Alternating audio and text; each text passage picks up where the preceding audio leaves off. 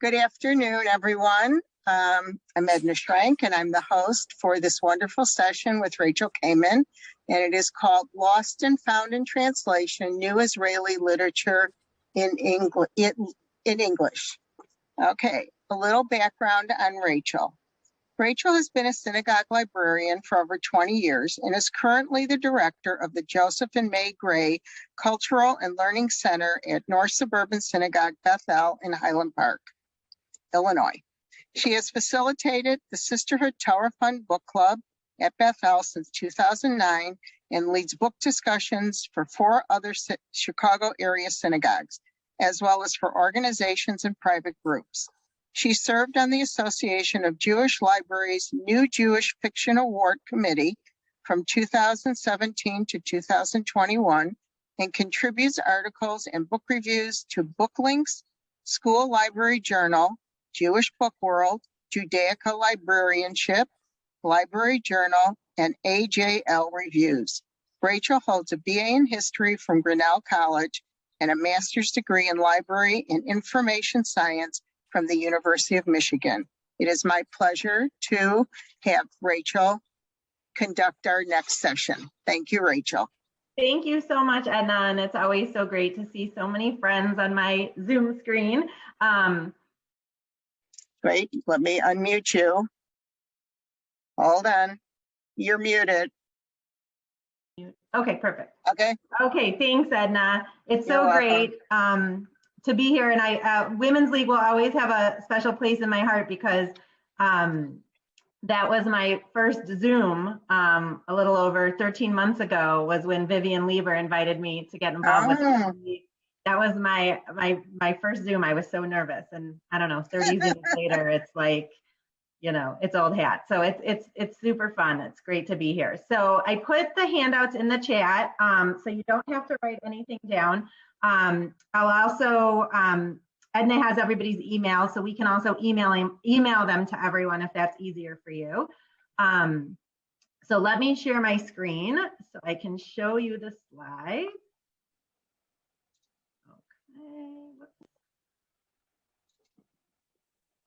Okay, everyone can see that? Yes, okay, great. Okay, so approximately 5,000 books are published each year in Israel. And by my count, there's about a dozen new Israeli fiction titles published in English in the US. There was about a dozen in 2020. So that seems like a really small number. However, keep in mind that only 3% of the new titles published each year in the United States are translated from all foreign languages combined. And if narrowed down to just fiction and poetry, the number is closer to 0.7%. So 0.7% of all books published in of all fiction and poetry titles published in the United States are translations. So teeny tiny percentage. Deborah Harris, who's a Jerusalem-based literary agent, she said, "I can tell you there is no market more challenging than America. I sell more Hebrew books in China and Japan than in America, to say nothing of Europe." So to be fair, contemporary Israeli fiction tends to fare slightly better than works from other non-English speaking countries in relationship to Israel's small size. And while we used to only see prominent Israeli writers, mostly old Ashkenazi white men, on the shelves of American libraries and bookstores and on the pages of the New York Times Book Review, readers in English can now sample a wider variety of modern Hebrew literature, particularly by women and writers of Mizrahi and Sephardic backgrounds, as well as genre writers through the increasing number of works, or I'd say the increasing diversity of the works currently available to North American readers in English. So today I'm going to focus on some of the new books that have come out of Israel in the last couple of years and are now available to those of us who aren't quite fluent enough to read them in their original Hebrew. We'll also discuss some trends in Israeli literature, as well as books written in English by native Hebrew speakers and books by North American writers that are set in Israel. So modern Hebrew literature first emerged in Europe during the late 19th and early 20th centuries, with writers like Nachman Bialik, Yosef Brenner, and others like that. By 1930s, the center of Hebrew literature shifted from Europe to the Jewish community in Palestine. And that's where we have S.Y. Agnon, Chaim Chazaz, Aharon Megan. Then we have what many scholars call that first wave of Israeli writers, which includes the triumphant of writers who have done the most to shape Israeli literary identity over the course of the late 20th century. Aharon Applefield, Amos Oz, and Abi Yehoshua. An iconic cultural figure in Israel and one of the most celebrated writers of the latter 20th century, much of Amos Oz's work probes the divide between the idealistic dream of Zionism and the realities of the Israeli state in all of its varied manifestations. Not a fiction title, but Oz's Dear Zealots, Letters from a Divided Land, translated by Jessica Cohen, was published in English in 2018, just months before his death. It was a National Jewish Book Award finalist in the Modern Jewish Thought and Experience category. In 2018, we also lost Aharon Applefield, who Philip Roth described as a displaced writer of displaced fiction who has made of displacement and disorientation a subject uniquely his own. A chronicler of Jewish history, Applefield, himself a survivor of the Nazi concentration camps, has made his name through his persistent interrogation of the tragedy of the Holocaust and its repercussions for the Jewish experience in the 20th century. His latest and last novel, To the Edge of Sorrow, published in Hebrew in 2012, was released in English in 2020. And it is described as a haunting novel about an unforgettable group of Jewish partisans fighting the Nazis during World War II. Applefield died at the age of 85 in January 2018 near Tel Aviv. So just a note about the slides. So for each book, this is the original Hebrew cover, and this is the English translation cover. And I also think it's important to include the translator's name. You're going to see a lot of the same names. There's a lot of big names in translation that are translating a lot of these titles. And then the C also includes other books by that author. And I think it is really interesting. We could have a whole discussion on the differences in the cover art because sometimes they're very different, you'll see. So now that leaves Abi Yehoshua among the last of this generation still living. His large body of work has been translated into 28 languages and adapted for film and opera. The New York Times called him the Israeli Faulkner. He has received the Israel Prize, the National Jewish Book Award, the Jewish Quarterly Wingate Prize, the Man Booker International Prize, among other honors. Yehoshua was born to a fifth-generation Jerusalem family of Sephardi origin, and his work continues to reflect on Jewish identity in Israel and the ever-changing makeup of the Israeli family. The Tunnel is his latest work to be translated into English. It's a suspenseful and poignant story of a family coping with the sudden mental decline of their beloved husband and father, a road engineer who they discover is involved in a secret military project. I listened to this on audiobook, and the narrator was excellent, which isn't always the case with Jewish and Israeli books. And I fell in love with the characters of Zvi Luria and his pediatrician wife, Dina. However, I was tempted to turn the book off at several points. It just wasn't grabbing me. But my curiosity got the best of me. What was this secret military project all about, and who were these mysterious people hiding in the Negev desert? So I stuck it out until the end, and I'm glad I did, but I didn't totally get all of it. I have so many questions still, and I'm not sure if Yehoshua meant them to be left unanswered or if I just missed something, which does sometimes happen with audiobooks. But maybe this is why the National Jewish Book Awards picked it as a book club finalist. It needs to be discussed. The Tunnel also received a 2021 Sophie Brody Medal honorable mention. The literature of the second wave of Israeli writers, those born after the creation of the modern state of Israel, reflect the increasing fragmentation of Israeli identity and society. The most well-known to American readers are probably David Grossman and Meir Shalef, who challenge traditional narratives about Israeli history and Zionism. David Grossman, one of Israel's most celebrated authors, is the author of numerous works of fiction, nonfiction, and children's literature. His writing has appeared in The New Yorker and has been translated into more than 40 languages. He is the recipient of many prizes, most recently the 2017 National Jewish Book Award for Fiction and the Man Booker International Prize for A Horse Walks into a Bar. His newest novel, also translated by Jessica Cohen, will be out in August. As the publisher describes it, More Than I Love My Life is the story of three strong women: Vera, age 90, her daughter Nina, and her 39-year-old granddaughter Gili. A bitter secret divides each mother's pair. With Gili making the arrangements, they travel together to Goli Otok, a barren island off the coast of Croatia, which is known as the Adriatic Alcatraz, where Vera was imprisoned and tortured for 3 years as a young wife after she refused to betray her husband and denounce him as an enemy of the state. More Than I Love My Life was inspired by the true story of one of David Grossman's longtime confidants. I received an advanced review copy of the book, and I hope to get to it soon. So stay tuned for my review, but it'll be out in August. While the first wave of Israeli writers were dominated by men, the second and third waves include many well-established, prolific, and popular women authors.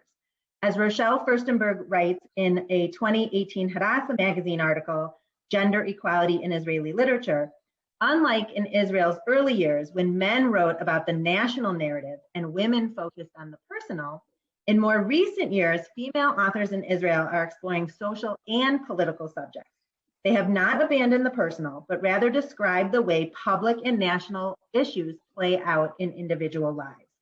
Zuria Shalev, Ronit Madelon, and Orly Castell-Bloom are among the most prominent second-generation Israeli women novelists, and their work has been released in English.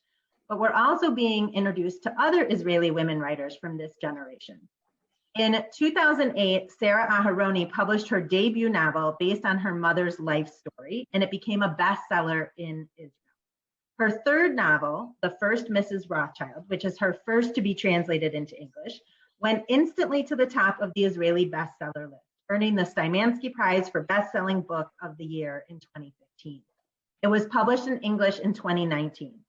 The First Mrs. Rothschild is an interesting book about the famed Rothschild family, told from the perspective of Gutel as a young girl who meets and falls in love with Mayor Amschel Rothschild.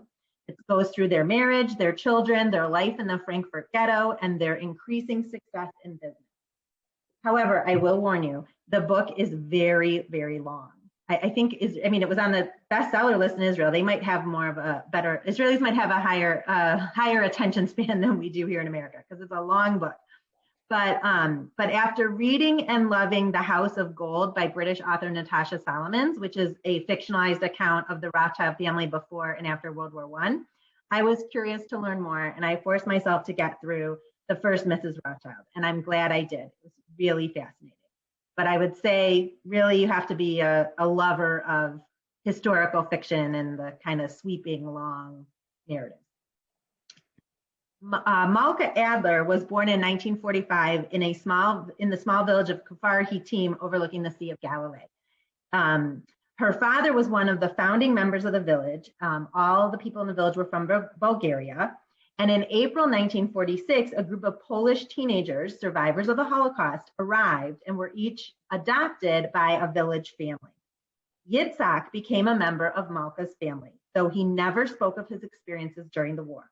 Yad Vashem and other organizations had asked him to share his story, but he had always refused. However, in 2001, Yitzhak and his brother Dov began to tell Malka their story. She sat with them weekly for over a year and also traveled to New York to meet with their sister Sarah, and she visited Auschwitz.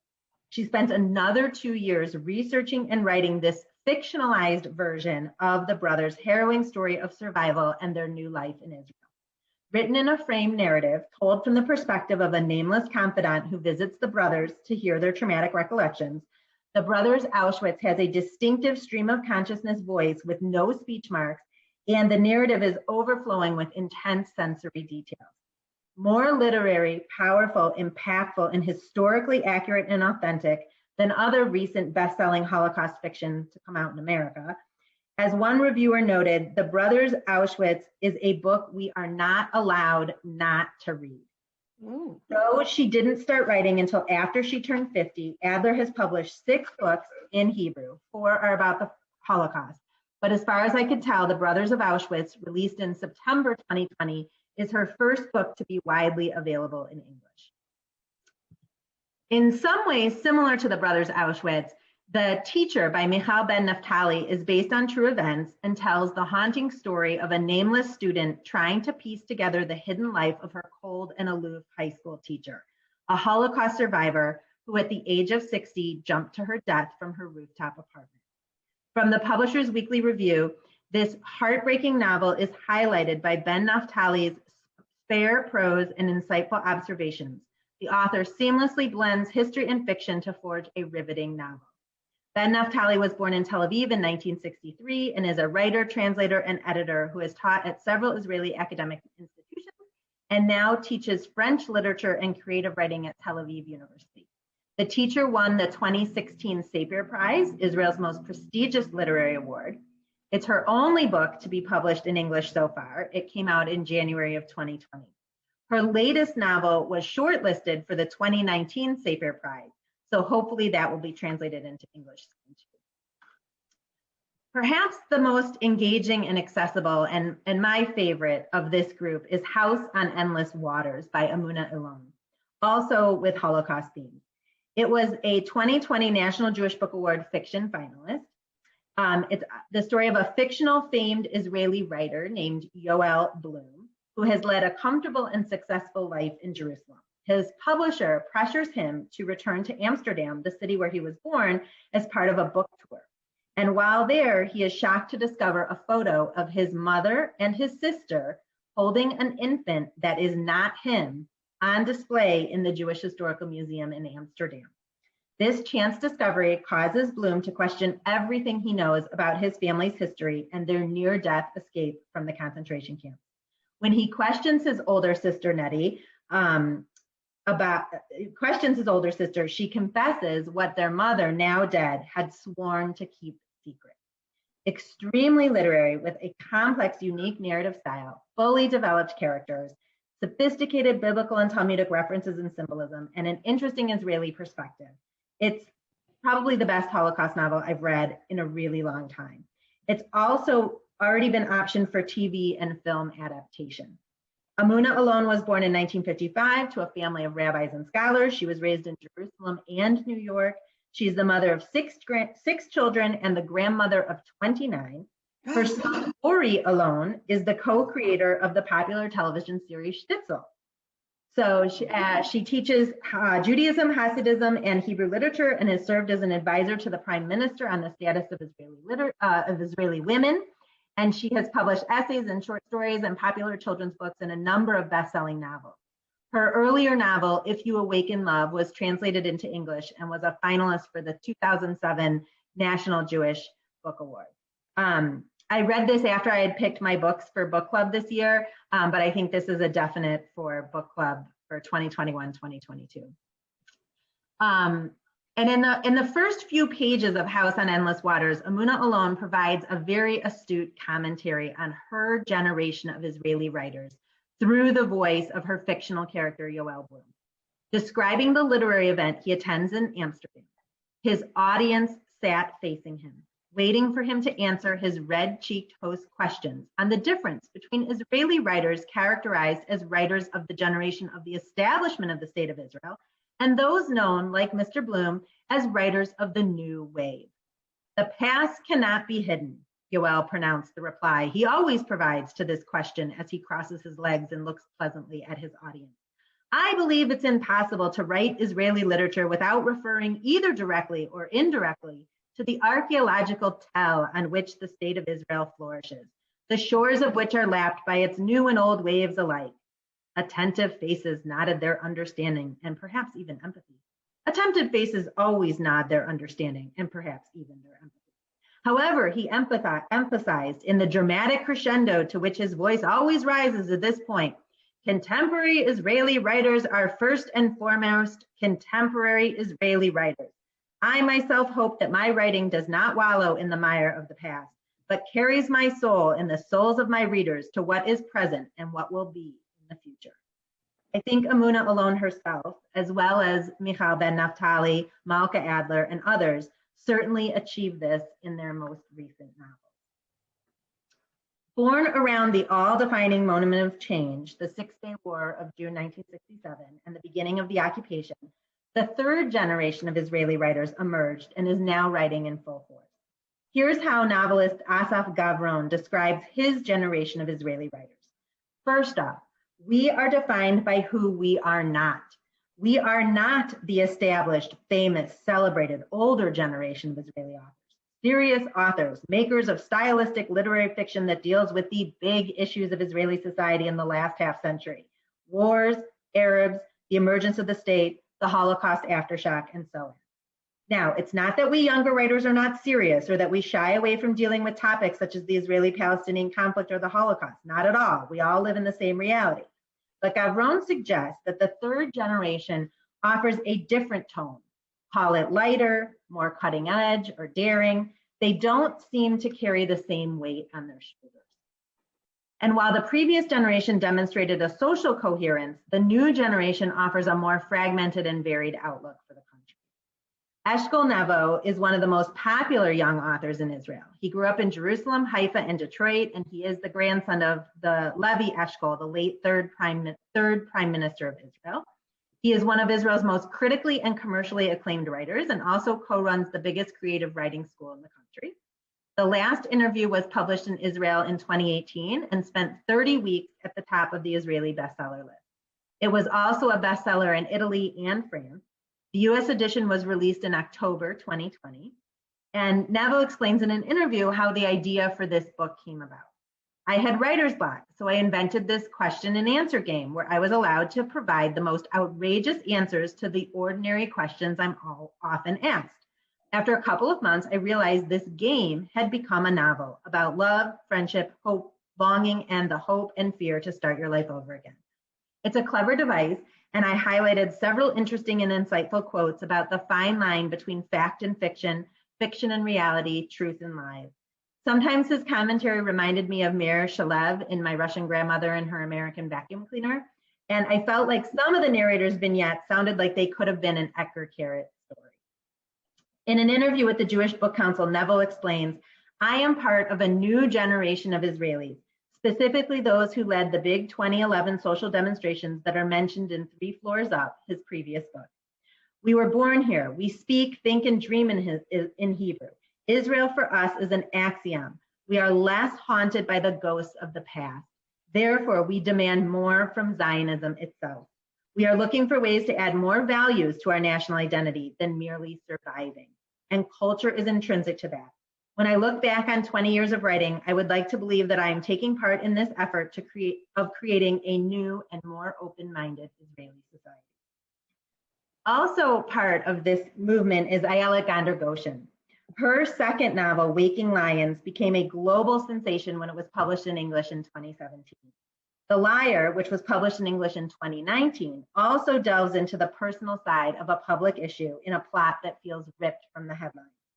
Nofar, a painfully shy and plain girl, is assaulted by a has-been celebrity while she's working behind the counter of an ice cream parlor in Tel Aviv. When he grabs her arm, she falsely conflates the occurrence into a sexual assault. And her lie puts her in the limelight, and the ensuing outpouring of public sympathy gives her newfound confidence and friends. There was major backlash in Israel to the book. As Gonder-Goshen explains in an interview, a male journalist told me that he doesn't think a novel like that should be published during the year of #MeToo, that I should have waited another year before publishing it. But in The Liar, I'm not claiming that most women make up sexual assault stories. My story is how someone who feels completely unseen can do terrible things to get the world to see her. The Liar was on the 2020 shortlist for the J.K. Wingate Literary Prize, which is British Jewelry's most prestigious book award. I discussed The Liar with several of my book groups last year, and while many people admitted that the book made them feel uncomfortable, we had a great discussion and everyone agreed that Ayelet Gonder-Goshen, with Sandra Silverstone as her translator, is a brilliant and gifted young Israeli writer. Israeli writer Yaniv Itzkovitz sweeping historical novel, The Slaughtermans Daughter, won the 2021 J.K. Wingate Literary Prize, just announced last month. Described as highly relevant and resonant today, despite its 19th century setting, this is Itzkovitz's third novel, but his first to be published in English. I listened to the 18-hour audiobook.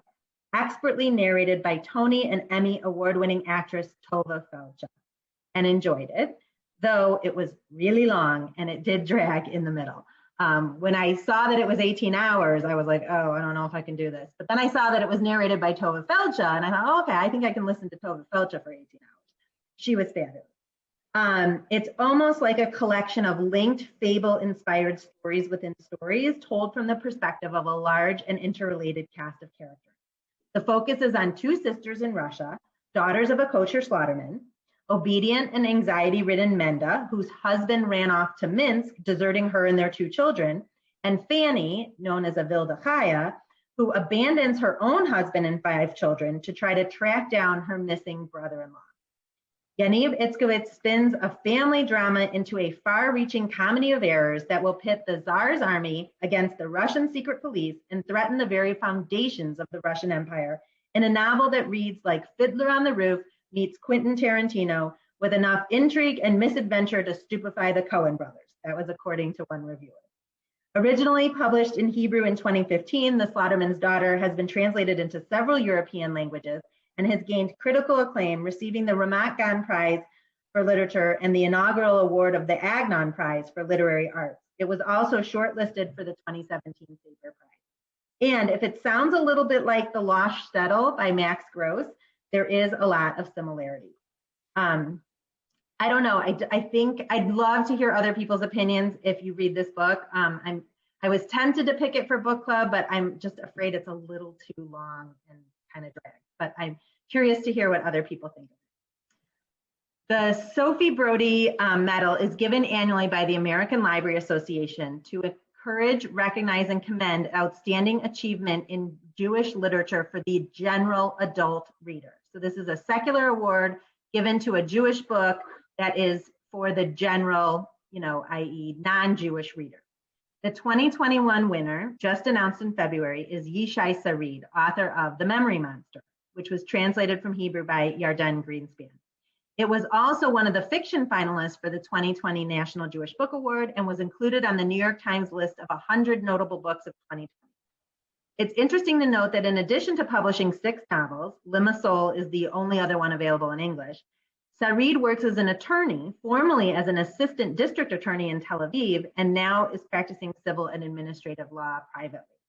The Memory Monster is written in the form of a letter to the chairman of the board at Yad Vashem from an unknown Israeli Holocaust scholar struggling to make a living as a tour guide at the concentration and death camps in Poland. In the long, rambling letter, he reveals how his life and mental stability have become completely unraveled. While it was a quick and interesting read, I can't say I enjoyed it or even understood it all, so I was puzzled that it won the Sophie Brody Award. But if anyone has read it, I'd love to hear what you think. Sarid's latest novel was published in Hebrew in 2020 and is the story of a veteran military psychologist who has a close relationship with the chief of staff of the Israeli army. Hopefully, the positive reception of The Memory Monster in the US will mean that his newest book gets translated into English as well. Ruta Modan is an Israeli illustrator and comic book artist. Her latest graphic novel, Tunnels, was published in Israel in September 2020 and will be released in the US in October of 2021. It's an adventure story about the daughter and grandson of a famous archaeologist who go on a hunt for the Ark of the Covenant in the West Bank. Backed by extensive research into this real-world treasure hunt, Ruta Modan sets her affecting novel at the center of a political crisis. As the publisher states, she posits that the history of biblical Israel lies in one of the most disputed regions in the world, occupied by Israel and contested by Palestine. Often in direct competition, Palestinians and Israelis dig alongside one another, hoping to find the sacred artifact believed to be the conduit to God. Modan won the prestigious Eisner Award for Best Graphic Novel for The Property in 2014 and Exit Wounds in 2008. The Eisner Awards, named in honor of the pioneering writer and artist Will Eisner, are prizes given for creative achievement in American comic books and are presented at the annual San Diego Comic-Con in July. So it's really impressive that an Israeli woman has won this award twice in recent years. The literary critic Clive James called Erez Carrot, who was born in Israel in 1967 to parents who survived the Holocaust, one of the most important writers alive. not one of the most important Israeli writers, one of the most important writers alive. And he pretty much serves as the ambassador, if not prime minister, of this generation of Israeli writers. His work has been translated into over 40 languages, and his phenomenal success all over the world has opened eyes and paved the way for others to follow. His newest collection of short stories, Fly Already, won the Sapir Prize and was the National Jewish Book Award fiction winner. His appearance on This American Life and in The New Yorker has made him a cult darling in the US. If you go on the New Yorker website, you can listen to Carrot read the title story in English, as well as the story To the Moon and Back. I discuss these subversive, hilarious, and heartbreaking stories, along with the hybrid documentary, Erez Carrot, based on a true story, with two of my book groups last year. Most people were not familiar with Erez Carrot, but became fans after reading Fly Already, and many went on to read his memoir, The 7 Good Years, which I also highly recommend. The publisher is claiming that the new collection of short stories, Jerusalem Beach by Ido Geffen, is for fans of Erez Carrot. And Ayelet Gonder-Goshen says, Jerusalem Beach is a brilliant debut, and Geffen may be the best Israeli short story writer since Erez Carrot. Eshkol Nevo adds to the accolades. Ido Geffen is the voice of his generation, but he is also a voice that's somewhat wiser than his generation. His 14 short stories, which will be published in English in August, are saturated with clever and sharp humor and take place in the backdrop of the distressing reality of Israel today, from the Second Lebanon War until the social protests. Stories from the collection have been published in Italy and the Czech Republic, and the film and TV rights of several stories were sold to leading Hollywood production companies. Born in 1992, and the winner of the National Library of Israel's Pardes Scholarship for Young Writers in 2019, Ido Geffen is being touted as one of the founders of this new fourth generation of Israeli writers. He works in neurocognitive research in Tel Aviv, exploring how storytelling can improve our understanding of the human mind, and leads an innovative study to diagnose aspects of Parkinson's disease using storytelling and augmented reality. His debut novel, Mrs. Lillenbloom's Cloud Factory, will be published in English in 2022. Obviously, I have both of these books on my to-read list, and I just can't get over that he was born in 1992, and he's being touted as like the next Erez Carrot. So hopefully he does not crash and burn from all of this all this pressure. It's interesting to note that we're seeing a wider variety of genres, especially mysteries and thrillers, coming out of Israel. As Jacob Kaplan discusses in his JTA article, The Man Bringing Hard-Boiled Mystery Novels to Israel, when you think of Israeli fiction, you probably don't think of hard-boiled mysteries. But Dor Mishani, who is published as D.A. Mishani in the US, is interested in changing this. The Israeli author and literature professor has already published 3 detective novels, which have been translated into English, all featuring a chain-smoking Mizrahi detective named Avraham. The second in the series, A Possibility of Violence, was nominated for the prestigious Sapir Prize, the only time a crime novel has appeared on the prize's shortlist. Mishani became interested in crime fiction at an early age and remembers feeling frustrated by the dearth of it available in Hebrew. In an NPR interview, he speaks to the assumption that Hebrew is a sacred language, and even when we're secularizing it, it should be used for national purposes. His 3 novels fly in the face of this assumption, as did those of Batya Gur, the legendary Israeli mystery writer whose torch he carried. Just out last August, 3 is his first standalone novel. I don't typically read crime fiction, but I thought I'd give this a try. It's definitely a compelling page turner with an unexpected ending, but I will warn you, it is dark and disturbing, definitely in the noir genre. Jonathan Day Shalit is the pseudonym of a former high-ranking member of the Israeli intelligence community, and his books must pass a rigid vetting process, including the approval of a special governmental ministers committee. His second novel, A Spy in Exile, is a standalone book with cameos by some of the characters from his first book, Traitor. Day Shalit is often compared to Daniel Silva, or perhaps more accurately, Silva's fictional character, Gabriel Alone.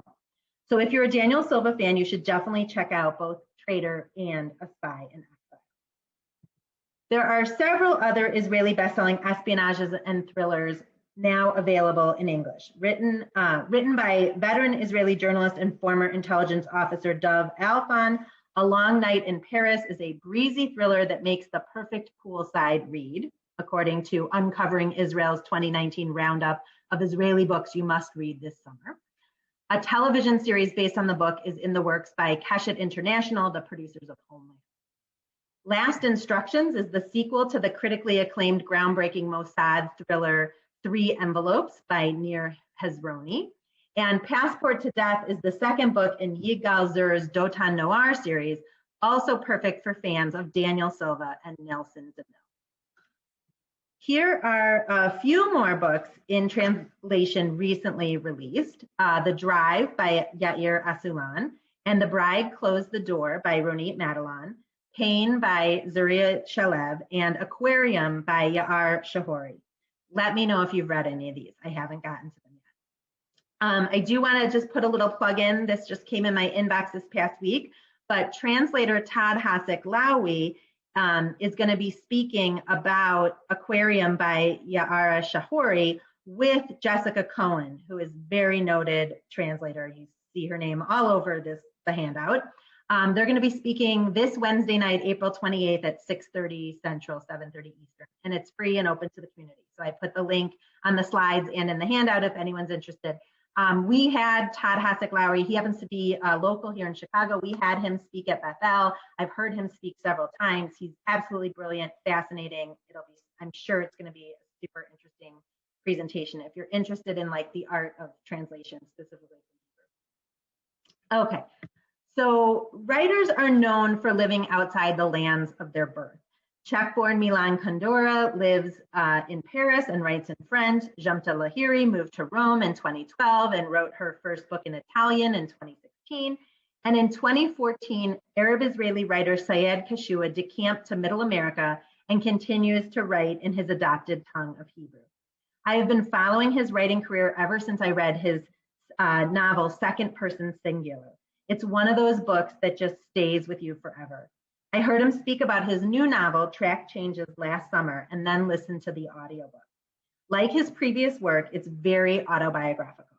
The narrator is an Arab-Israeli writer from Tira who attended Israeli schools and worked for an Israeli newspaper before he left for Champaign, Illinois with his wife and children. After a 14-year exile, he returns to be at his father's deathbed. The way Kashua weaves back and forth in time and slowly reveals the truth behind the protagonist's marriage was very compelling. However, I really wanted to hear the story from his wife's perspective. He didn't develop her character at all. And her story reminded me a lot of the novel A Woman Is No Man by Palestinian-American author Itaf Roon. I think Michael Upchurch sums up this book perfectly in his review in the Seattle Times. If you're game for a novel about just how sad, fractured, and tricky cultural identity can get, Arab-Israeli author Syed Kashua's Track Changes is the book for you. And I mentioned about audiobooks. I cracked up. I think the audiobook narrator did an excellent job with the Hebrew, and I'm assuming the Arabic as well. It sounded very authentic. But when he was talking about Champaign, Illinois, and the University of Illinois, he said, "Go Alini." Like Illini. He pronounced the Illini Alini. So I was like, okay, you might know your Hebrew and your Arabic, but you clearly don't know your Big Ten slogan. So I just chuckled. He did it twice in the audiobook. He had to say Illini twice incorrectly in the audiobook. Okay, so we're continuing to see more books that provide a Palestinian perspective on life in Israel. A Paragon by Cullen McCann was one of the most decorated books of 2020. In addition to an honor award from the Association of Jewish Libraries, it is this year's National Jewish Book Award fiction winner and also appeared on the 2020 long list for the Booker Prize, but did not advance to the shortlist, and was one of the 7 books on the 2021 Wingate Prize shortlist. A paragon, which is a geometric shape with an infinite number of sides, takes its inspiration from the real-life friendship between Palestinian Bassam Aramim and an Israeli Rami Elchanan. The men are brought together through their grief. Rami's 13-year-old daughter was killed by a suicide bomber on Ben Yehuda Street in Jerusalem, while Bassam's 10-year-old daughter was killed by a stray bullet fired by an IDF soldier. Both men join the Parent Circle, a support group for bereaved parents from both sides who unite to press for a peaceful resolution to the conflict. The book is structured into 1,001 chapters. Yes, 1,001 chapters. Some as short as one word or one sentence. And Cullen McCann's narrative includes both fiction and nonfiction. It is definitely not a typical novel. It's more like a giant jigsaw puzzle, and the reader is left to figure out how all of the 1,001 pieces fit together. The Guardian called it a masterpiece, a novel that will change the world.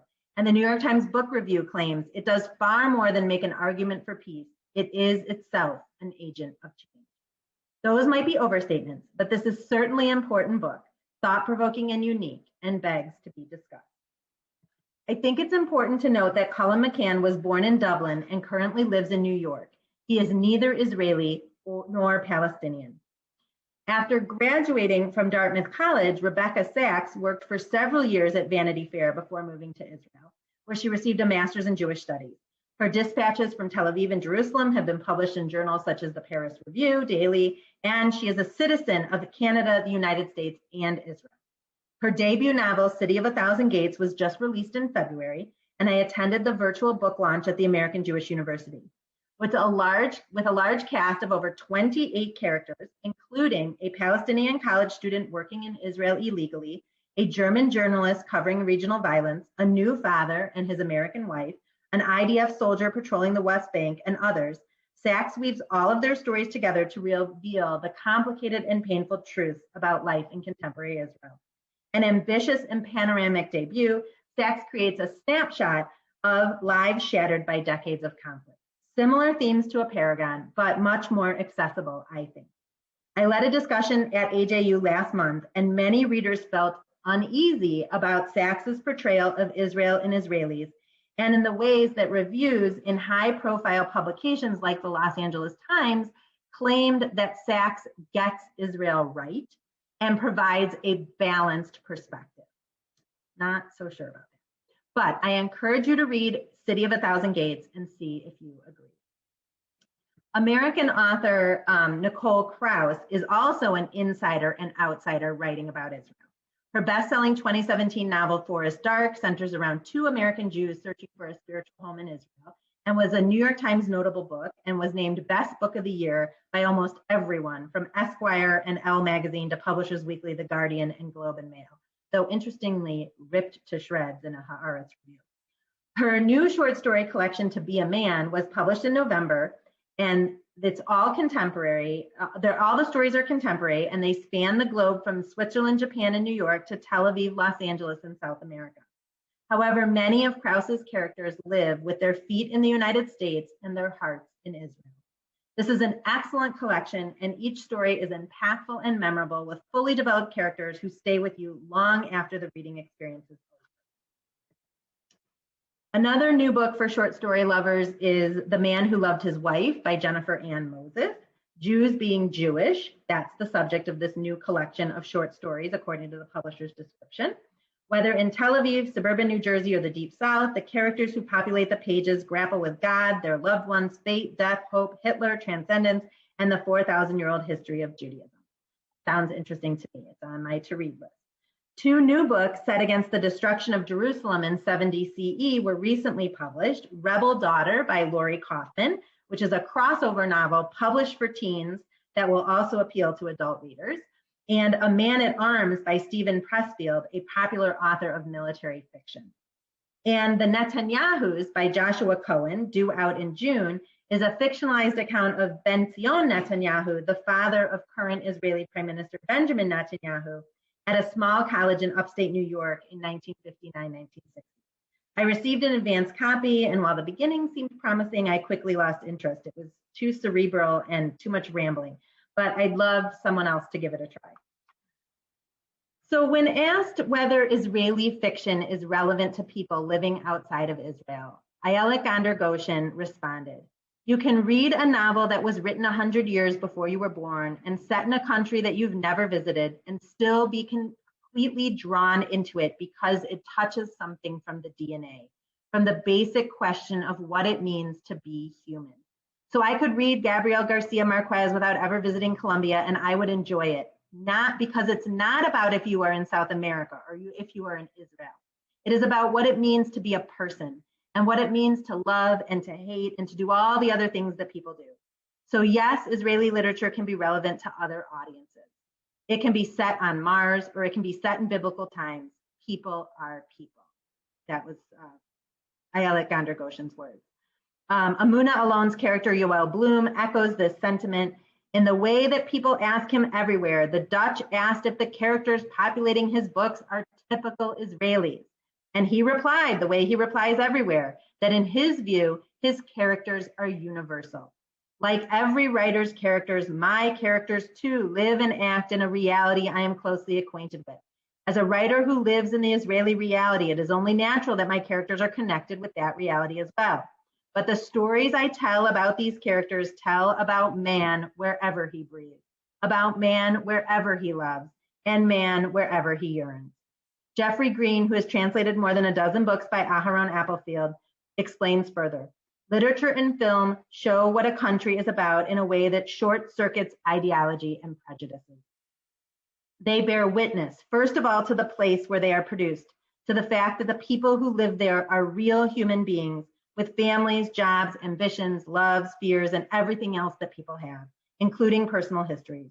Literature tells us who we are locally. And when outsiders listen in on the local dialogue, they learn who we are. There are many more Israeli writers who I could talk about. See the handout for a detailed list. I'm sure many of you could recommend other books that I'm not yet familiar with, and I hope you will share some of your favorites. But if you haven't read a lot of Israeli books, I encourage you to give some of these a try.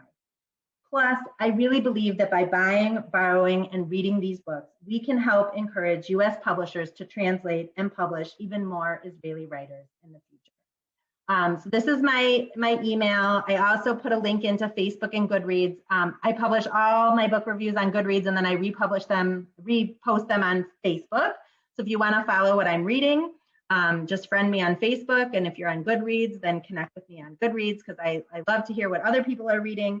I'm going to stop the share and let's see, we do have some time. I'll re-put in, if anyone didn't get the handouts, let me recopy because they're kind of might be buried in the chat here. Rachel, while you're doing that, I'd like to thank you for a wonderful session and many, many books for us to read. Thank you. That will take me a lifetime, but that's okay. If anybody has any questions, just to keep track of the time, we have 9 minutes because we want to do a break before installation. So if you have questions, please unmute yourself. Yeah, and Cindy put in an endorsement for a Paragon, and Nina wrote that a Paragon is the next read for the B'nai Jeshurun Sisterhood Book Club. So kudos to you, because I think it's a difficult book club book. It's and fabulous. Oh yeah, everyone wants the list, so hold on. Sandy's recommending the Losh Shtetl, which is not Israeli, but it's just very similar to the Slaughtermans Daughter. Barbara's recommending 3 Floors Up. Our book group read it. Yes, I did 3 Floors Up with my short story discussion group and with my book club. It was great. Sandy also loved House on Endless Waters, as did Gerald Seidel is also recommending House on Endless Waters. Okay, here I got here is, the handout and the slides. And again, Edna and I will try to email, Edna or I will email that out to everyone. And also you can email me too if you, oh wait, that kind of, let me try it again. It kind of got the space in, it should be 2 separate links. Somebody try that and make sure it works. Otherwise I'll do it separately. Hold on. Here's one. There's one, and then here's the other link. They should be PDFs that you can just open and download and save. Okay, yeah, go for it. Who has their hand up? Susan. As usual, Rachel, thank you for a stellar job. If I can promote something, because of Rachel's work with Women's League Reads, and Vivian inviting her to help with that, Rachel's come to know me. I've assumed with the help of Merle Karras, the Women's League Reads, and I'm hoping, Rachel, that the information about the May 23rd Women's League Reads event, May 23rd is a Sunday at 3:30 in the afternoon, Eastern Time Zone. Rachel and 4 other women, 2 librarians, a Canadian editor of Jewish fiction, and a member of the Jewish Book Council's editorial staff. Am I explaining that correctly, Rachel? Yeah. Are serving as panelists to discuss Jewish literature. So it's something you can put on your calendar. I'm hoping that the Women's League Week coming up this week or next week will have all of the details to include the link for registration. So that is Sunday afternoon, May 23rd at 3:30 Eastern Time Zone. I'm hoping a lot of people will be there. It'll be a very stimulating, energizing conversation. Thanks, Susan. With pleasure. Other questions or comments? Anyone read anything and want to give a shout out? If you didn't like a book, you can, don't be shy. You can say you didn't. I'm never shy about saying I didn't like a book. You know, if anyone has other suggestions. Rachel, could I mention that you have been named the 2021 Fanny Goldstein Merit Award winner from the Association of Jewish Libraries? Thank you, Karen. Yes, that was that's new news since I gave my bio to Edna. So yes, very, very honored and flattered by that award. It's been a fun couple of days since that was announced. So very excited. Thank you, Karen. Rachel, hi. First of all, terrific and just a pleasure. But my head is exploding because I got to read this and I got to read this and there. But this is Eshkol Navo has another book called The Last Mikveh in Siberia, but I don't know if it was translated yet. No. Well, and sometimes they don't. The titles are completely different in Hebrew and in English. But I thought, well, I'll have to look. I thought. Let's see, on my slide, I thought I had all of his translated books. Oh, in English, it's called The Lost Solos, maybe? No, so the ones I have that have been translated into English are 3 Floors Up, New Land, Homesick, and World Cup Wishes.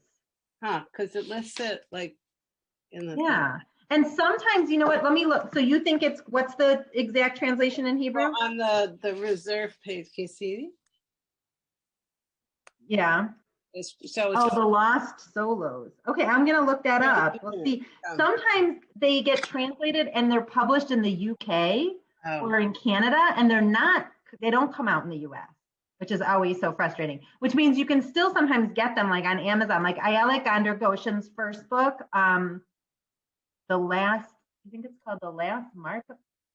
I think I have it. Do I have it on the slide? One Night Markovitch. So that was never published in the US. It was published in the UK, but like I bought a copy, you know, for like $7 plus shipping on Amazon, used, so I could add it to the Bethel Library, and it was wonderful. So sometimes you can still get them, but I'll look. Thank you, Alana. I'll look for that other Eshkol Navo book. Any other questions or comments or book recommendations? Are many of them on audiobooks? I know 3 Floors Up. I have a little Hebrew reading group, and we read out loud together because we found that it's easier to get through the Hebrew reading it out loud. But are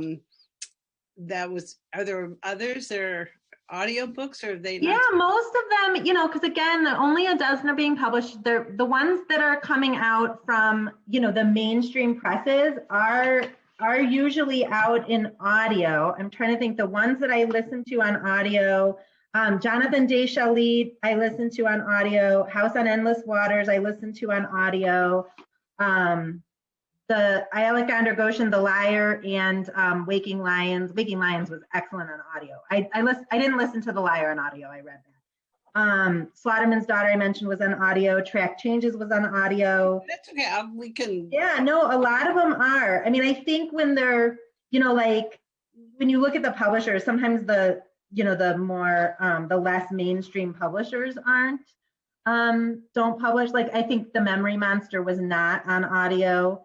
But yeah, a lot of them are out on audio, and it is interesting. Somebody told me that like Eshko Nevo's Three Floors Up, the audiobook narrator was Indian. And it was really distracting because it was like to listen to somebody like a British Indian accent narrating a book from the perspective of an Israeli character was kind of off-putting to her. But, it is interesting who they choose to be the narrators. As a mother of a voice actor, I'm like, really, you could find someone. Yeah. I don't know why they chose somebody with an Indian British accent, but. And if you didn't know Israeli literature, you probably wouldn't care. But those of us that like know what Israelis sound like. So thank you again, Rachel. We're You're at the end of welcome. our session. Those of you, we are lucky. We are on the main link, so you don't have to get off to go in for installation. But please avail yourself of the 15-minute break. And we will convene again at 2:25 or 3:25. Choose your time zone. And thank you all for coming. And again, Rachel, it's always a pleasure to share our program with you. My pleasure too. Thank you, Edna. Thank you, everyone. Thank you. I'm so impressed you can remember all the details of these books. I Oh, usually I have notes. Yeah. reading while I'm reading it. I know people ask me how I read so much, and I my answer is always, my house is a mess. I don't watch TV, and I don't go to bed before midnight. So, and I used to have a long commute, so I do listen to a lot of audiobooks. You used to have the Remember long something for your toast later so you don't have to run out. Oh yes, everyone needs to get their Right. drink for their toast. That's it. I'm going Okay, now. thanks, Edna. Bye. Bye. It's nice to see everybody.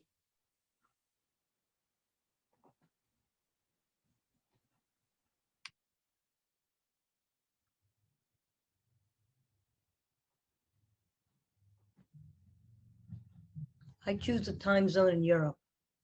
And it said choose a time zone. That's my, You're in Florida. Why are you? I am. I'll choose Israel. Forget that one. Hey, that one too. Yeah. I'll tell you, reading books in Hebrew makes you go through. It takes a lot longer to get through them. Yeah. Hi, Fran. Alana, I'm guessing you lived in Israel at some point. I did. Who am I talking to? This is Mindy. Oh, hi, Mindy. I did. I moved to Israel when I was 8, and my parents decided to spend my dad's sabbatical year there, which is great for me and my accent. And then I did the same thing again in high school. So I spent another year in high school and summers, and sometime during college. And now we kind of pre-COVID, I just go back and forth a lot because my husband and I both have a lot of family there. And it's fun. We have a big Israeli social circle too. So I keep up my Hebrew. Oh, you should hear her daven. Oh my God, she davens so well. She's one of our lay leaders with that Israeli accent, no less. It's fabulous. Robin, I've been admiring her backgrounds because I recognize. That's Sharet Tzedek. That's Sharet Tzedek. That's Sharet I Tzedek. recognize it too because I stayed at the courtyard across the highway. But it looks to me like part of the Frank Lloyd Wright Beth Jacob or whatever it's called that's in Pennsylvania. Oh, So that's what it reminded me of. that's interesting. Yeah, it does. I haven't seen that lit up at night. Yeah. Oh, it's But I've been to beautiful at Sharet night. Tzedek, so that would be why that looks familiar as well. Yeah, I'm it's Maddie. beautiful. Yeah, but my daughters are both Israelis now, and my Your brother daughters was what? Israeli for 36 years. So there's a lot of family there as well. Yeah, I got really lucky because my husband's cousins and my cousins live in the same town. Oh, that's nice. In Zichron Yaakov, which has this amazing Masorti congregation. Where And do they live?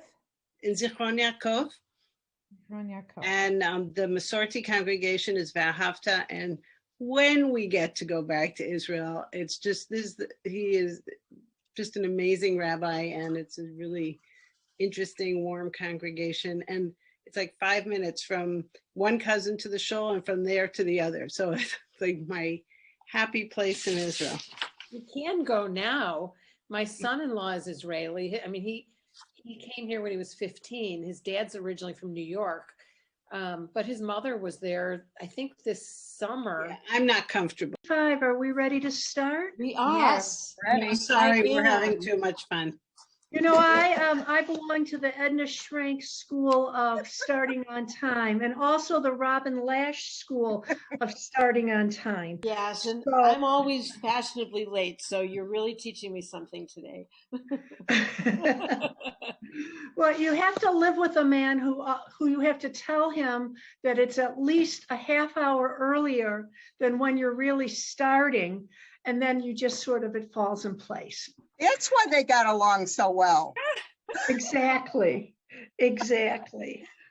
All right. Well, let's start with really one of the main reasons why we're here today. I'm really happy that you all have enjoyed your workshops, and it really warms my heart. And if some of you are ready for a nap, we're almost reaching close to the end. Anyway, I would like to actually, what I want to say is I'm honored to introduce Edna Schrank, who will discharge the current board.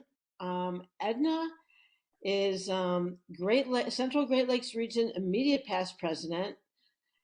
She is currently parliamentarian. She is chair of the nominating committee. Edna is the International Women's League for Conservative Judaism vice president, Convention 2023 chair, International Torah Fund Legacy Society chair, and a consultant. Is that all, Edna? That's all. That was just one day. Edna, I am proud to present Edna Schrank. Edna? Thank you, Carol. Thank you so much for this. So I'm just going to go off script a little because there's something both Fran and I learned in the last couple days about the procedure for an installation. And while we both thought we should discharge an old board, by our bylaws, and this is Central Great Lakes Region bylaws, we do not discharge people that terms of office are done when the new term starts. So I have adjusted the script, and I learned something, and I always love sharing things that I learned. So, and we now will proceed. Good afternoon. Little did Women's League for Conservative Judaism know that when the theme for 2020-21 was chosen, Biyachad, together, that the art of being together would be so challenging. We, International Women's League, and especially Central Great Lakes Region, took the new art of virtual togetherness to new heights. We were challenged to connect as never before, but for us, in today's world of technology, we have been able to meet this challenge. Most of us had never heard of Zoom, let alone log on and attend meetings on this platform. Now we are proficient, but we still do not always remember to unmute ourselves. Central Great Lakes Region took our geographical boundaries away. We connected with our sisters throughout our 7 states, Wisconsin, Illinois, Indiana, Michigan, Ohio, Western Pennsylvania, and Kentucky. It seemed that our biggest challenge was not geography, but time zones. Our region board, comprising of executive committee, board members, and sisterhood presidents, met almost monthly and shared the wonderful things happening around our region. Many of us attended events that sisterhoods other than our own offered. This is something that would have been exceedingly difficult without technology, which brings us to the Spring Conference 2021. We were so fortunate to have our Summer Conference 2019 in Metro Detroit and be able to be with one another. We were so hoping for Spring 2021 to be in person in Cleveland, but our pandemic world had other ideas. We can still honor our hardworking CGLR board members through our Zoom lens, and hopefully we will celebrate next year and at Convention 2023 in the same physical room, Biyachad. Central Great Lakes Region board members, as I call your name, please stand. Linda Abraham Braff, Marlene Deutsch, Carol Flank, Susan Farber, Kitty Hoffman, Pam Schlossberg, Edna Schrank, Carol Marks, and Renee Kaplan. Together, you have created innovative programs under remarkably interesting circumstances. Central Great Lakes Region was so fortunate to have you in your positions for the 2018-2021 Region Board. We could not have been successful without you. Yasher Koach, you may be seated. Our region is immensely proud of the following women who served as officers and sat on our executive committee these past 3 years. You never shied away from your immense task at hand to create new ways to connect as a region. Will the following women please stand as I call your names? Rebecca Goldwasser, Communications Vice President. Robin Lash, Education Program Vice President. Cynthia Lerner, Membership Vice President. Rachel Ferber, Torah Fund Vice President. Bonnie Houston, Secretary. Marjorie Maxwell, Treasurer. Wanda Pitsley, Financial Secretary, and myself, Parliamentarian, which I will not stand. I won't be able to do the rest of this. Which brings us to, as Executive Committee, B'Yachad, you have led our region, and we thank you for doing what we knew you could do. You turned major challenges into opportunities. Yasher Koach, you may be seated. President Fran Hildebrandt, please stand. Oh, Fran, I only wish that you could be standing right next to me. I know that we have both missed our visits and time together. We have been working so closely together for 6 years and we have become incredibly good friends. I am so pleased that Mike and Tom had great times together while you and I attended sisterhood events. Zoom is good, but I hope that you realize how much Central Great Lakes Region is so grateful that you have been leading our region for 2018 to 2021. You were so able to connect with all of us, and especially the sisterhoods, even though your in-person visits were stopped this past year. You took a challenge and turned it into an opportunity. You have formed relationships that know no geographical boundary. You were the right person at the right time to lead our region. Central Great Lakes Region thanks you for all that you did and do for us. I'm incredibly happy to welcome you into the elite group of Central Great Lakes Region past presidents. Ours is a unique bond and are so pleased to welcome you. Mazel Tov and Yasher Koach. We can all applaud. Fran, we wanted to recognize all your hard work and dedication these past 3 years. We hope that you will use the gift that was sent to you with great joy. Would you be able to open it now? Okay. You open it and then I will explain it. Okay. This is when we need little music in the background. That's Where's Debbie Lempert? Hum, please.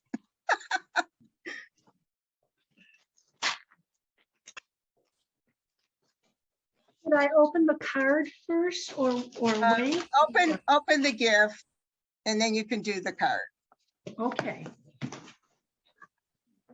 I don't want to start explaining it until you see what it is. Okay. My husband is on the call. He's actually taking a picture of me struggling with the box. Good, that's good. Thanks, Tom. Anytime. Ooh. It's bubble wrap. Oh. We gave her a box of bubble wrap. Don't anybody worry. Oh my God. Oh. Oh, guys, this is so beautiful. I don't know if any here. All right, I'm going to explain it. Okay, what it is. Miriam was such a strong role model, leader, and example for all the Israelites. It seemed most appropriate that the gift we give Fran is a Miriam's cup. Like Miriam, Fran's spirit in the face of leading Central Great Lakes region in the time of COVID required courage, and she led us in a new song. Fran always led with a positive, strong spirit, bringing us together. By her example, we were always encouraged to sing a new song with our lives. Our summer and spring conferences spotlighted her encouragement that we be the best we can be, so that together, biyahad, we can serve our community. Thank you, Fran. I don't know what to say. I feel like crying. That was beautiful, Edna. And I thank you and I thank the board.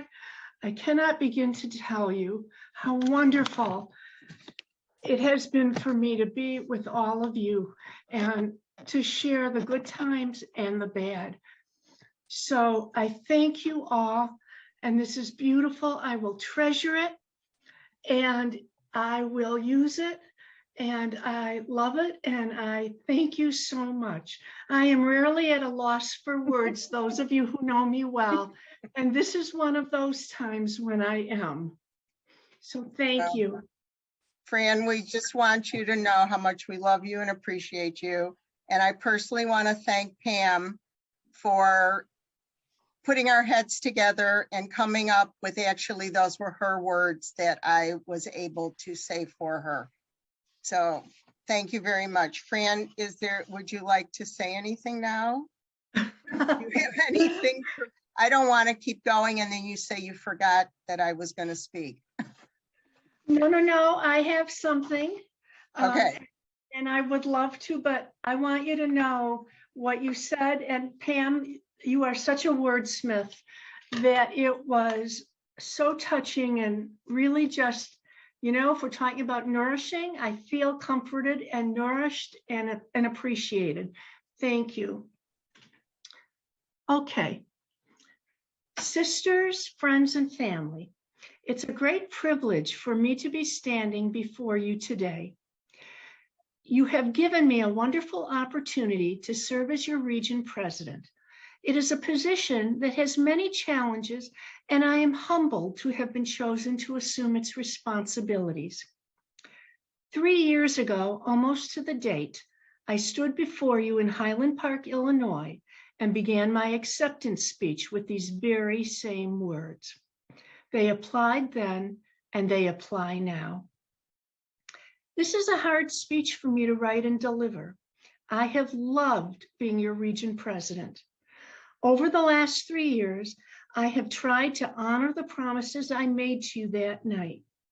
Little did I know, or that any of us knew, what was in store for us. I certainly hope that I have been successful. And if I have, it is because of the people who have been part of my life. So what were those promises that have guided and shaped the last 3 years for me? My goals were threefold. The first was to develop a stronger sense of community by improving our communication with each other. My hope was that it would lead us to develop stronger relationships and friendships with each other. While that had already begun to occur when the pandemic hit, it facilitated some of our increased communication. As I said in the State of the Region address, we created more and diverse region programs for our members to attend. With a little help from my friends, we've increased our digital presence online. Weekly newsletters, publishing programs from Women's League and Sisterhoods, sending personal emails to members who do not receive the wave. We're collaborating on ideas and sharing programs through our Region Program Bank. All of this is designed to reduce social isolation. My second goal was to visit every sisterhood, at least once in person. Again, I feel and certainly hope that on some levels I met that goal, even if it was not in the way I anticipated. The first half of my term I could visit in person, and I did. And in each sisterhood I visited, I found a welcome that was so inviting, it made me wish and hope I could come back in person. But once the pandemic hit and we had to shelter in place, I needed a new plan. That old expression that necessity is the mother of invention is true, at least in my case, for it motivated me to strategize and explore other ways to visit. Technology became my friend. It is wonderful to Zoom or FaceTime to conduct. It has created opportunities to visit sisterhoods that were on my travel schedule when the pandemic began. I can also return to sisterhoods for additional visits, but nothing will ever replace face-to-face visits. While I can say that I accomplished my goal and have visited every sisterhood at least once, I do regret that they could not all be in person. Visiting sisterhoods has been my very favorite part of being president. It has been very gratifying to get to know you and feeling that connection and bond I keep talking about. And finally, if I've been consistent in my messaging, it is about the magic of sisterhood. I've tried to walk the talk and model how we benefit from its power. I've tried to be your cheerleader and to support and assist you in word and deed, whether you were in a leadership role or not. If I've been successful in any of my endeavors, it is because of the people in my life. First, a huge thank you to the dazzling women who have served on my board and supported and assisted me in every goal that I set. We live in Michigan, Ohio, Illinois, and Pennsylvania. But please know, I don't have enough time here to thank every member of my board, but I will. It will just not be in front of everyone. And Edna, I certainly appreciate that you spotlighted everyone, because at least everyone knows who are those women that I have depended on and who have always been willing to come to my aid. I could not have done this job without you. You have been the wind beneath my wings. I admire each one of you and know that any success I have had is because of you. I value our friendship and will treasure the memories we've created.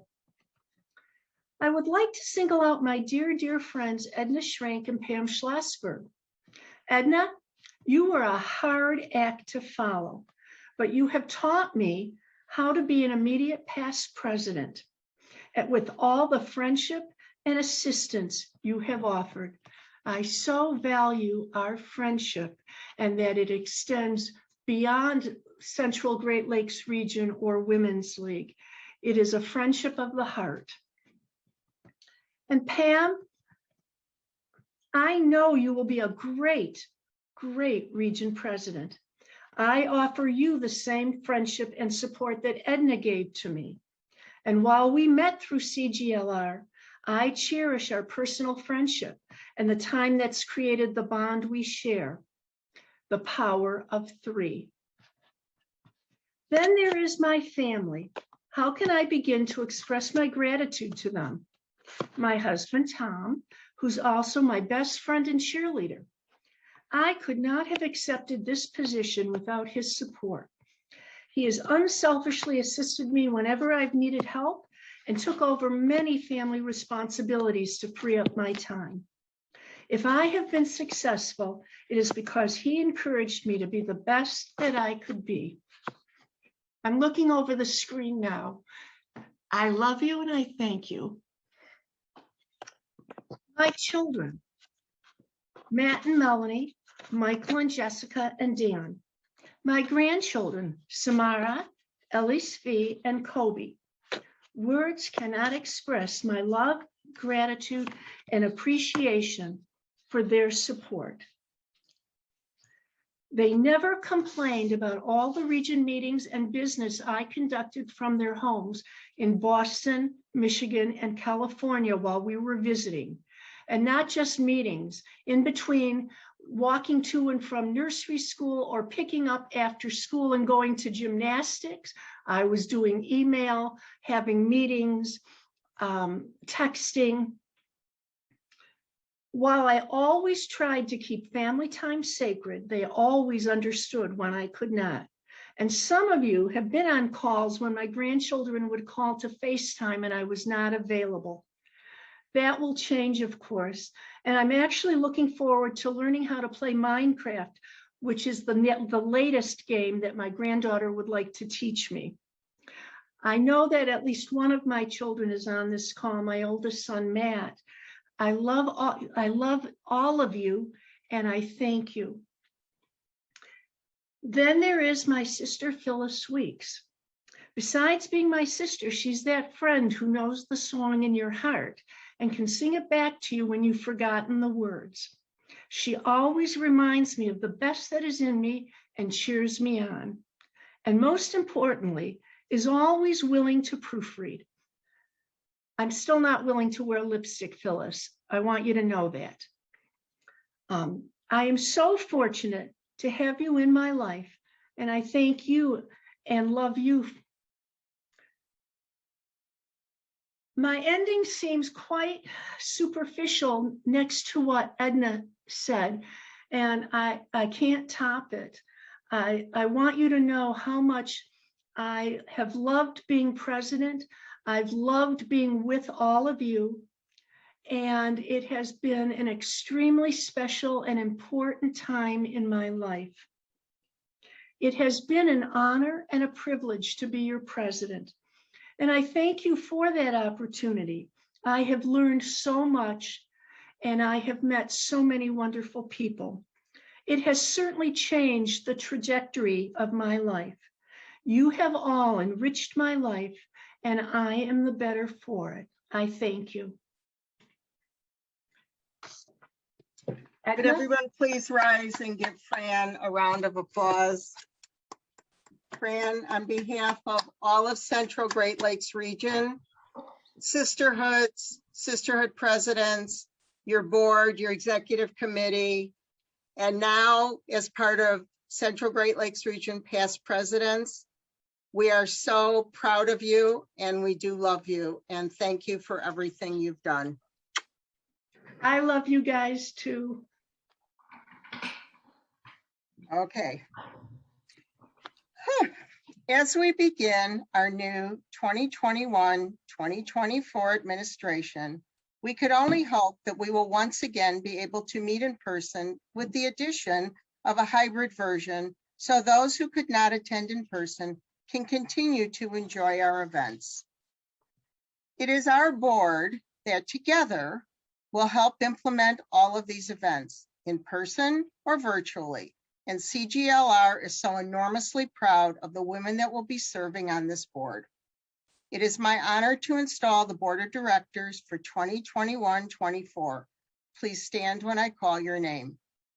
Paula Ferguson, Rachel Ferber, Carol Flank, Fran Hildebrandt, Renee Kaplan,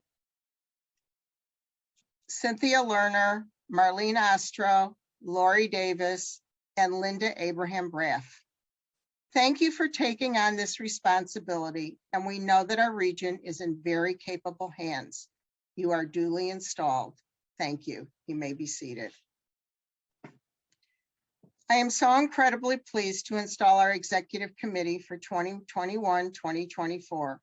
Will the following women please stand when I call your name?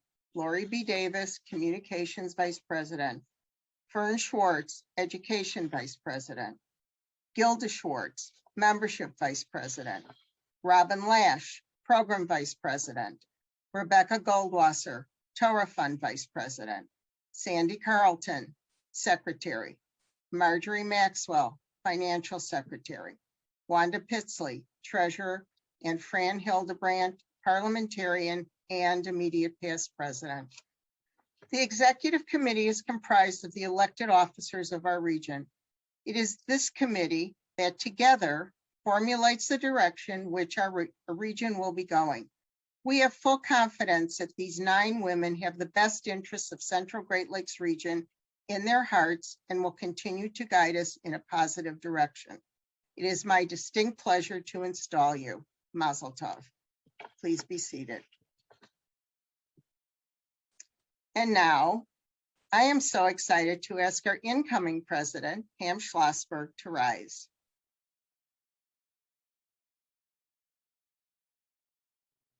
Pam, we are geographically close, but still not close enough to do this in person. The president is the person the executive committee, board of directors, sisterhood presidents, and sisterhood members look to for guidance, creativity, organization, positivity, and leadership. Pam, it was my good fortune to have had you on my executive committee as membership vice president. I value our coffee meetings at Starbucks, which I'm looking forward to continuing, bouncing off ideas with each other, but most importantly, growing a friendship. I know that Central Great Lakes region is extremely happy that you are taking the helm after Fran. We will continue to grow, innovate, and include all our members for good programming and events, and together, biyachad, we will succeed. I could not be happier to install you, Pam Schlossberg, as Central Great Lakes Region President 2021-2024. Mazel tov. I'm incredibly pleased to have Richard present to you the Women's League for Conservative Judaism Region President's pin. The pin represents the flame in the center of the Women's League logo. This flame is pointing upward and stands tall, just as you will as our president. Wear it well and with honor. Pam, I'd also like to present to you the calendar diary. This calendar diary is customary for the International Women's League president to present to the region president at the beginning of her term. I would like to read what Debbie Goldich, our international president, has written to you.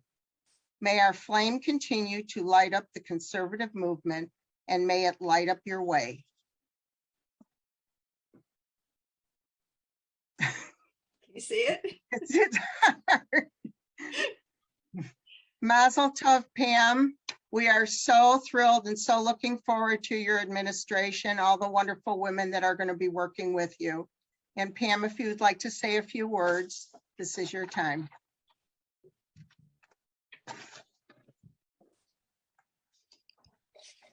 Edna, thank you for your kind words and your warm wishes. And thank you for skillfully leading us in so meaningful and beautiful an installation. Of course, the cornerstone of an installation is our spring conference, and notably our region's first virtual conference. And as such, it's brought its own unique, complex challenges and benefits.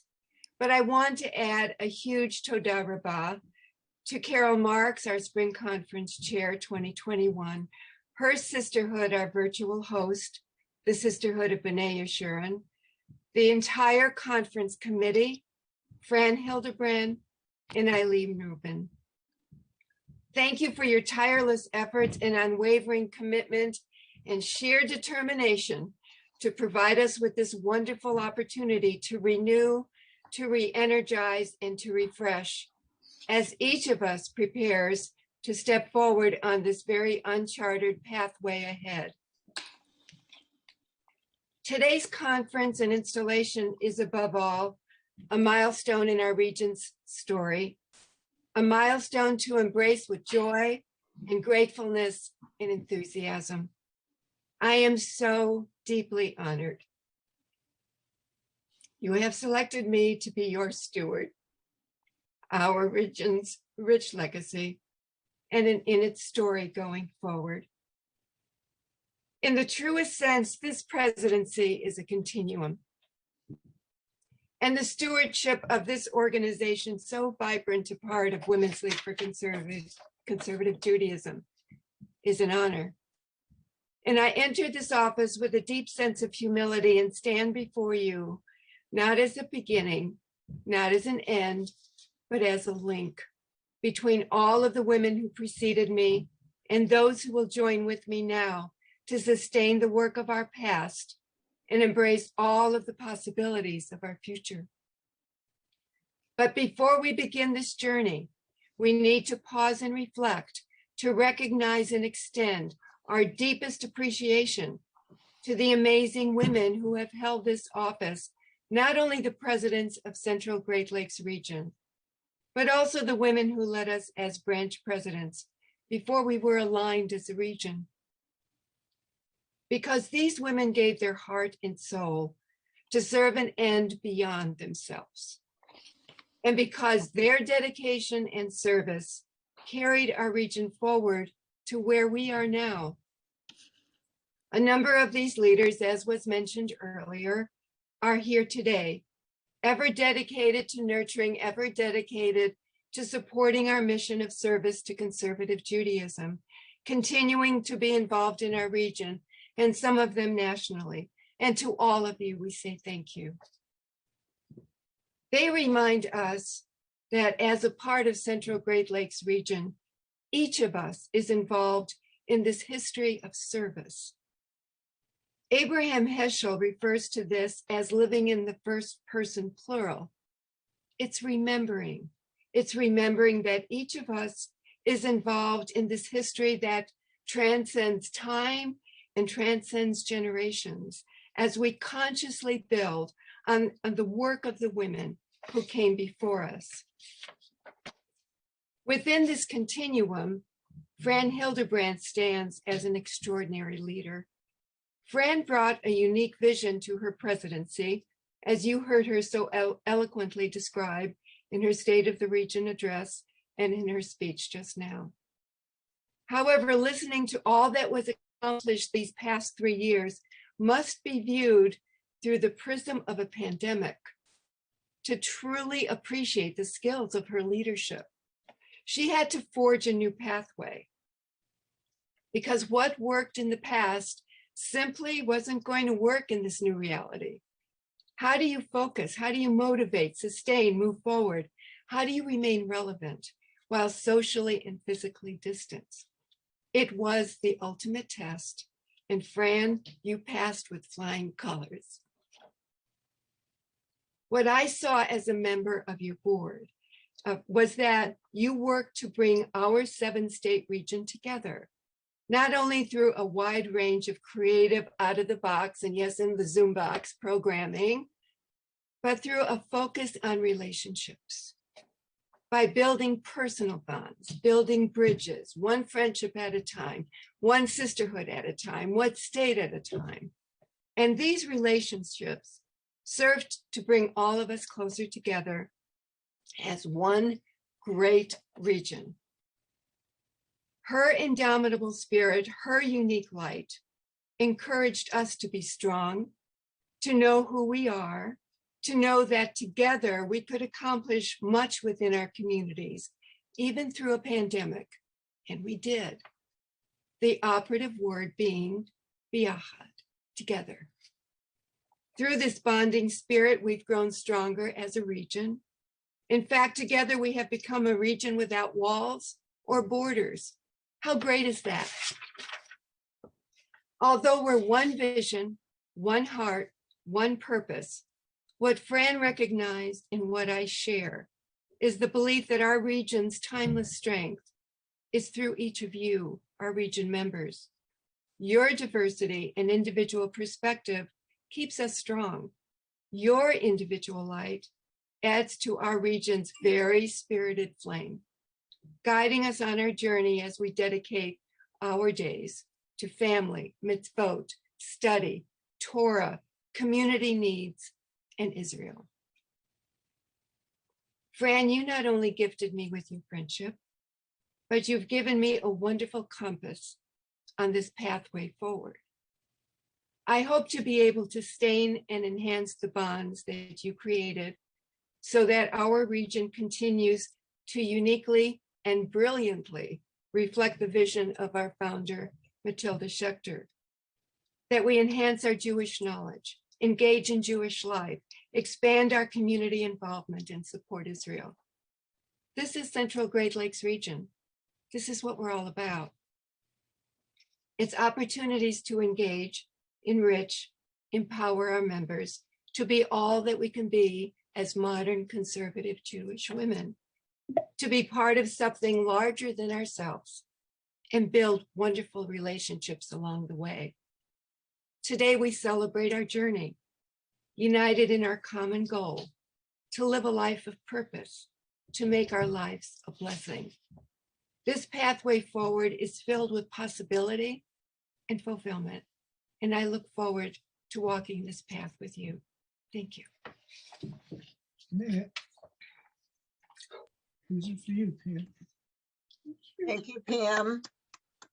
And if everyone could rise, oh, beautiful flowers.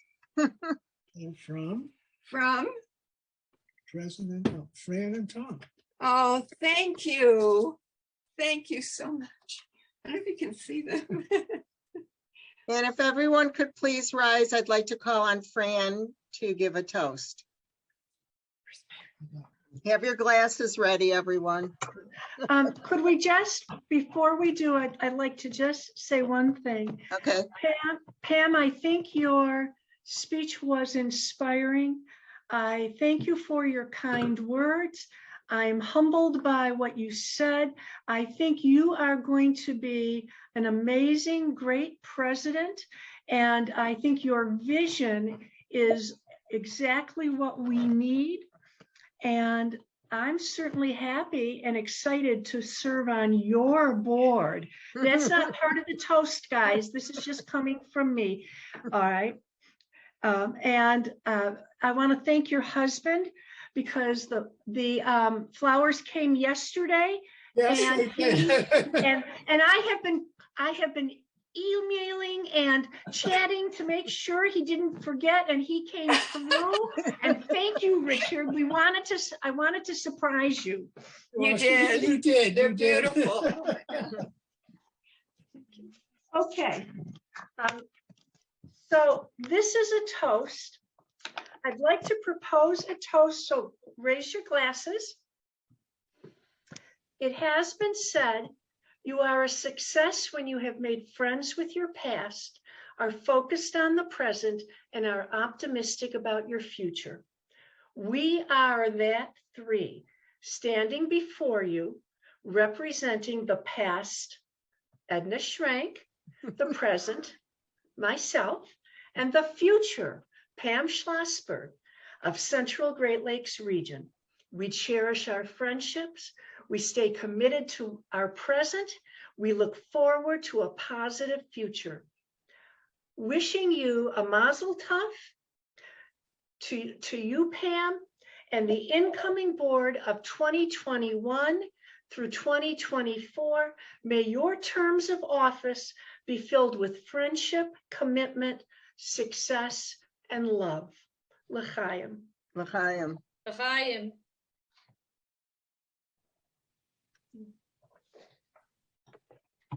Now we can sit down. Now we can sit down. Thank you all.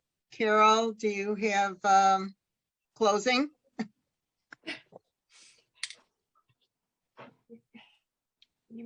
You're muted, Fran.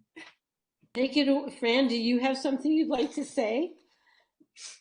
Well, I do, but it was really just to wish everyone to join us for the music. Would you like to do that?